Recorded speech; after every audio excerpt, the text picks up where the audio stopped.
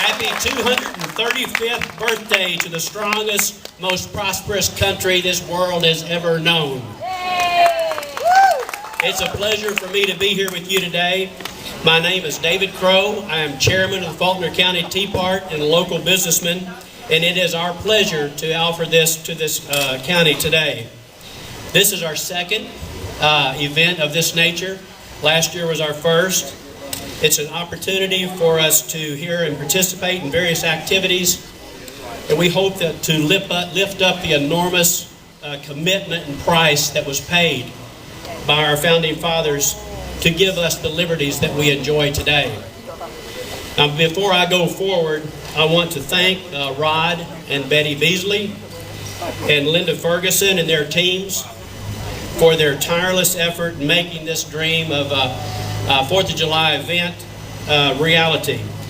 It's what a great service that this is to the Faulkner County people, and I think there must be 3 or 4 times the number of people that were here last year. So let's give them a hand.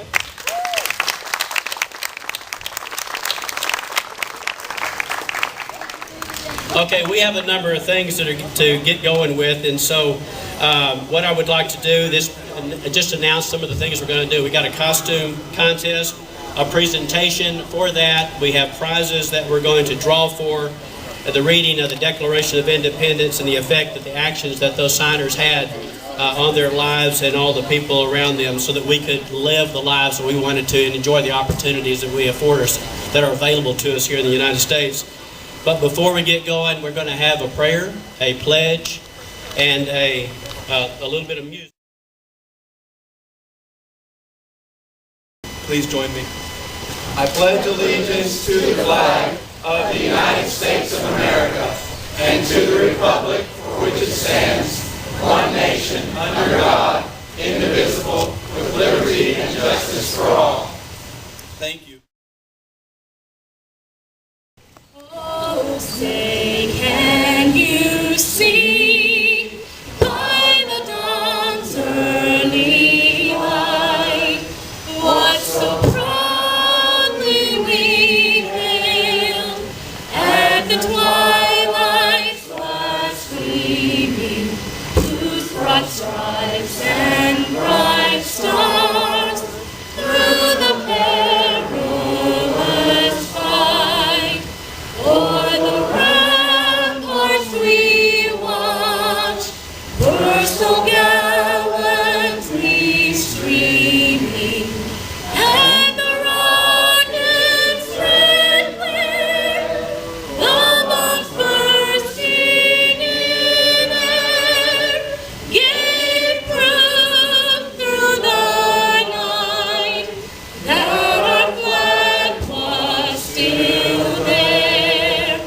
Oh, say does that star-spangled banner yet wave o'er the land of the free and the home of the brave?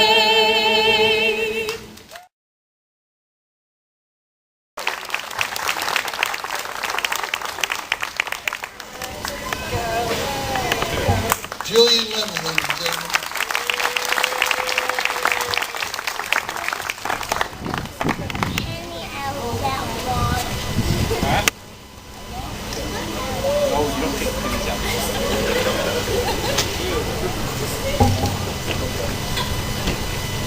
Our next winner is Silas Lemon for his Yankee Doodle Cup.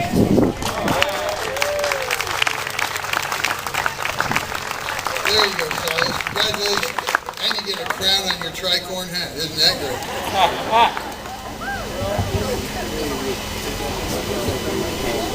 And our third winner is Annie Lemon for her Indian Nancy Ward.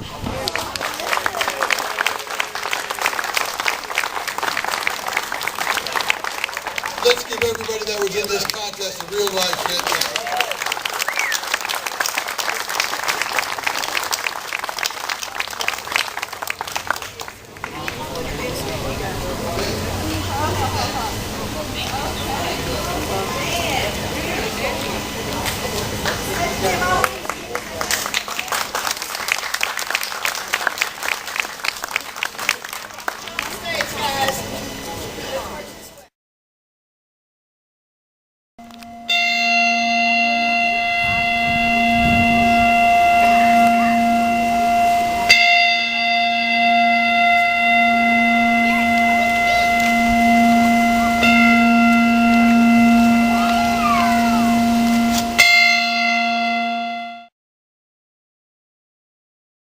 During the course of human events, it becomes necessary for one people to dissolve the political bands which have connected them with another, and to assume among the powers of the earth the separate and equal station to which the laws of nature and of nature's God entitle them. A decent respect to the opinions of mankind requires that they should declare the causes which impel them to separation.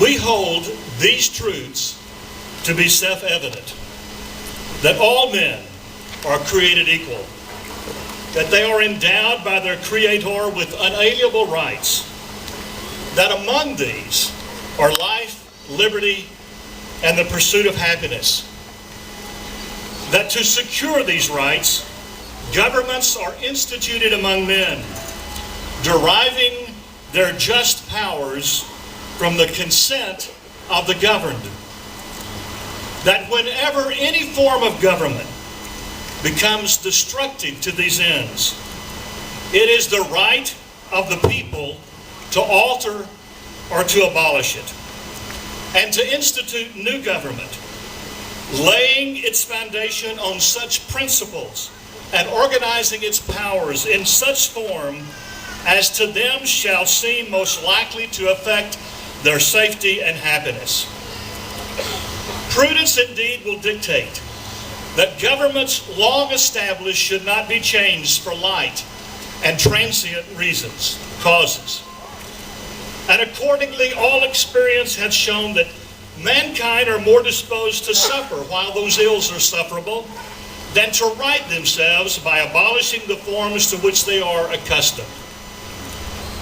But when a long train of abuses and usurpations, pursuing invariably the same object, evinces a design to reduce them under absolute despotism, it is their right, it is their duty to throw off such government and to provide new guards for their future security. Such has been the patient sufferance of these colonies, and such is now the necessity which constrains them to alter their former systems of government. The history of the present King of Great Britain is a history of repeated injuries and usurpations, all having in direct object the establishment of an absolute tyranny over these states. It was a powerful document that told King George that we, the people of the United States of America, were claiming our freedom and our independence from Great Britain. It was our Declaration of Independence. And in that document, these men pledged not only their own, but their lives and their family and themselves and their fortune and their sacred honor. They had already been at war for a year, and they had started another war which continued on for 8 more years. In those United States where the war was with the most powerful country in the world at the time. They owned the sea, and if they wanted land, they took it. But in the end, the United States of America won its independence and freedom. What kind of men were these 56 men that signed this document? They adopted the Declaration of Independence, and who by signing were committing an act of treason against the king. To each of you, the names of Franklin and Adams, Jefferson, Hancock, they're just common. You know, we know them, we know everything about them. But there are many others. Most of us do not know them. Who are they? What happened to them? Of the 56 signers, 46 of them were born in these United States. There were 8 that came from Scotland, that journeyed over here from Scotland, Wales, and England. Of the 56, 9 were farmers, plantation owners. 24 were lawyers and jurists. 11 were merchants, and 12 were doctors, ministers, and politicians. Ben Franklin was the oldest at 70 years of age. Edward Rutledge was 26 from South Carolina. He was the youngest. The majority were in their 30s and their 40s. These were men of means. They all had a great deal, with the exception of Samuel Adams. All were well educated. Each had more to lose from a revolution than it had to gain. These men knew what they had risked, because the penalty for treason was death by hanging. And remember, the great British fleet was anchored in New York City Bay, and they had strongholds all around America.